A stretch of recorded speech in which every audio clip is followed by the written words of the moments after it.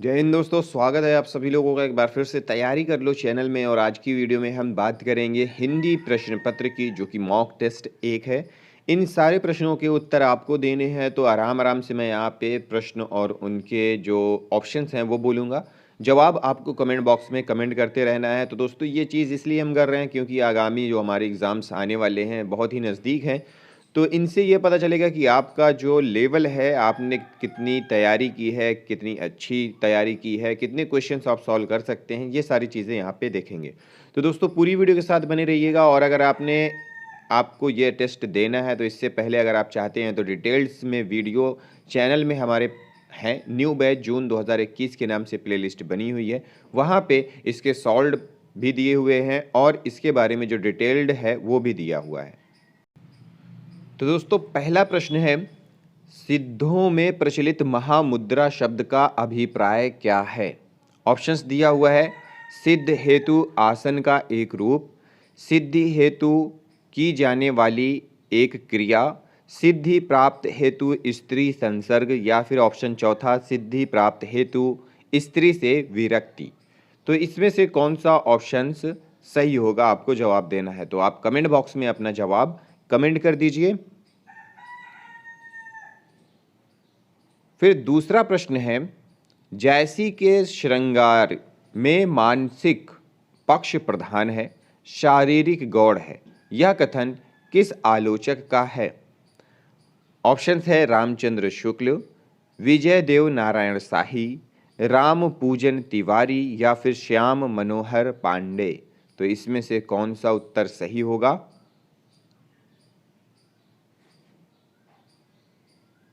फिर अगला प्रश्न है, इसमें कोई संदेह नहीं कि कबीर को राम नाम रामानंद जी से ही प्राप्त हुआ, पर आगे चलकर कबीर के राम रामानंद से भिन्न हो गए। यह कथन किसका है? ऑप्शंस है राहुल सांकृत्यायन, रामचंद्र शुक्ल, हजारी प्रसाद द्विवेदी, या फिर माता प्रसाद गुप्त। तो दोस्तों इनमें से कौन सा ऑप्शंस यहाँ पे सही होगा, जवाब देना है, कमेंट बॉक्स में जवाब कमेंट कर दीजिए। फिर अगला प्रश्न है, विट्ठल नाथ ने वल्लभ संप्रदाय में किस तरह की पूजा पद्धति का समावेश किया?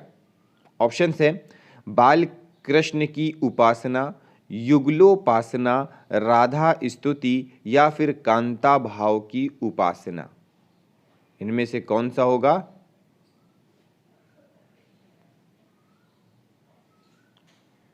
फिर अगला प्रश्न है, सचिव वैद गुरु तीनी, सचिव वैद गुरु तीनी, ज्यों प्रिय बोलहिम भय आस, राजधर्म तन तीनी, होइम बेगिहिम नास। यह दोहा रामचरितमानस के किस कांड में है? बाल कांड, अयोध्या कांड, सुंदर कांड, या फिर लंका कांड में। तो इनमें से किसमें है?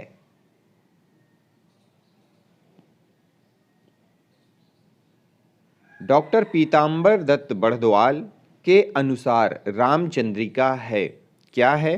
असाधारण महाकाव्य, फुटकर कवित्वों का संग्रह, छंदों का अजायब घर, अलंकार मंजूषा। तो इनमें से पीताम्बर दत्त बड़दवाल के अनुसार रामचंद्रिका क्या है? इसके अगर जवाब देखने हैं तो डिटेल्ड में आप चैनल के प्लेलिस्ट में जाइए, न्यू बैच जून 2021 के नाम से प्लेलिस्ट है, वहाँ पे इसका सारा सॉल्यूशंस दिया हुआ है। रीति मुक्त, अगला प्रश्न है, रीति मुक्त कविता की प्रमुख प्रवृत्ति क्या है? स्वानुभूति और स्वच्छंदता, अलंकृति, विरोध वैचित्र, विरहातिरेक। इसमें से कौन सा होगा ऑप्शंस जो सही है? तो सही का जवाब दीजिए आप कमेंट बॉक्स में। फिर अगला प्रश्न है, सीख सिखाई न मानती है, बरबस सखीन के आवै, खेलत खेल नए जल में, बिना काम वृथा कत जाम बितावै।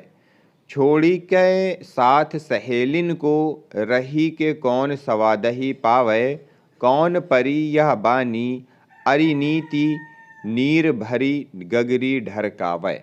तो ये था दोहा और सवैया है। इस सवैये में नायिका की सखी का कौन सा भाव व्यक्त हुआ है? कौन सा भाव? नीचे ऑप्शंस है अनुराग, क्रोध, उपालंभ या फिर ईर्ष्या।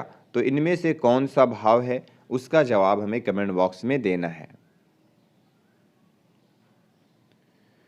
फिर अगला प्रश्न है, घूमती है लाल लाल मशाल अजीब सी, अंतरार विवल के तम में लाल लाल कोहरा, कोहरे में सामने रक्ता लोक स्नात पुरुष एक रहस्य साक्षात। ये काव्य पंक्तियाँ मुक्ति बोध की किस कविता से है? ऑप्शंस दिया हुआ है, एक स्वप्न कथा, मुझे याद आते हैं अंधेरे में, या मुझे कदम कदम पर। तो इनमें से कौन सा ऑप्शन सही है? सही को कमेंट बॉक्स में कमेंट कर दीजिए। अगला प्रश्न है, प्रियंबद निम्नलिखित में से किस कविता से संबंधित पात्र है? ऑप्शन है प्रलय की छाया, असाध्य वीणा, ब्रह्म, राक्षस, कामायनी।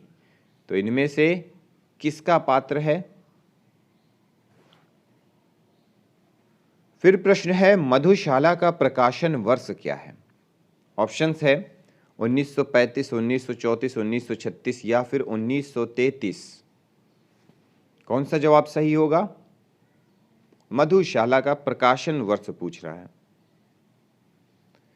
फिर अगला प्रश्न है, भारतेंदु ने जिस प्रकार हिंदी गद्य की भाषा का परिष्कार किया, उसी प्रकार काव्य की ब्रज भाषा का भी। इस पंक्ति के लेखक कौन है? ऑप्शंस है रामचंद्र शुक्ल, रामकुमार वर्मा, शिवदान सिंह चौहान या फिर रामविलास शर्मा। तो दोस्तों इसमें से कौन सा जवाब सही होगा? कमेंट बॉक्स में जाइए और कमेंट कर दीजिए। फिर अगला प्रश्न है, खड़ी बोली का प्रथम महाकाव्य कौन सा है? साकेत, प्रिय प्रवास, कामायनी या फिर लोकायतन। खड़ी बोली का पूछ रहा है, खड़ी बोली का प्रथम महाकाव्य। फिर प्रश्न है, कामाध्यात्म की समस्या का निम्नलिखित में से किसमें उठाई गई है? किसमें? ऑप्शंस है आत्मजयी, संशय की एक रात, उर्वशी या फिर कनुप्रिया में।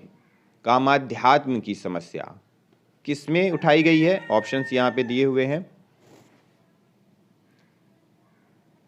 अगला प्रश्न है, क्षत्रिय उठो अब कुयश, क्षत्रिय उठो अब तो कुयश की कालिमा को मेट दो, निज देश को जीवन सहित तन मन और धन भेंट दो, वैश्यों सुनो व्यापार सारा मिट चुका है देश का, सब धन विदेशी हर रहे हैं पार है क्या क्लेश का। तो ये तो पंक्तियां हो गई। उपर्युक्त काव्य पंक्तियों के रचनाकार कौन है? नीचे ऑप्शंस दिया हुआ है, भारतेंदु, मैथिली शरण गुप्त, प्रताप नारायण मिश्र या फिर दिनकर। तो इनमें से कौन सा उत्तर सही है? उस उत्तर को कमेंट बॉक्स में कमेंट कर दीजिए। फिर अगला प्रश्न है, हमें प्रयोगवादी कहना उतना ही सार्थक या निरर्थक है जितना हमें कवितावादी कहना। उक्त कथन किसका है?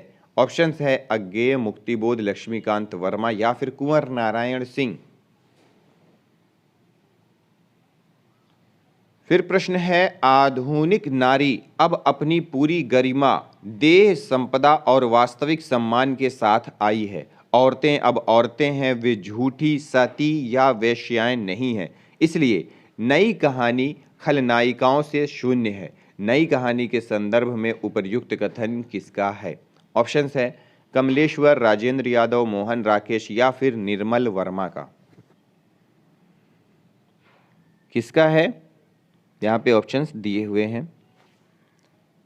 अगला प्रश्न है, सिख आलमदारी को उखाड़ती हुई ब्रिटिश साम्राज्यशाही का चित्रण किस उपन्यास में हुआ है? ऑप्शंस है बसंती, मायादास की माड़ी, कुंती, समय सरगम। किसमें हुआ है? आपको जवाब देना है। तो दोस्तों ये थे आज के प्रश्न। अगली वीडियो में कुछ और ऐसे ही प्रश्न लेकर आते हैं जिनके जवाब आप देंगे। तो इस तरह के क्वेश्चंस परीक्षाओं में पूछे जाते हैं। तो मिलते हैं अगली वीडियो में अगले टॉपिक के साथ। इस वीडियो को देखने के लिए बहुत बहुत धन्यवाद।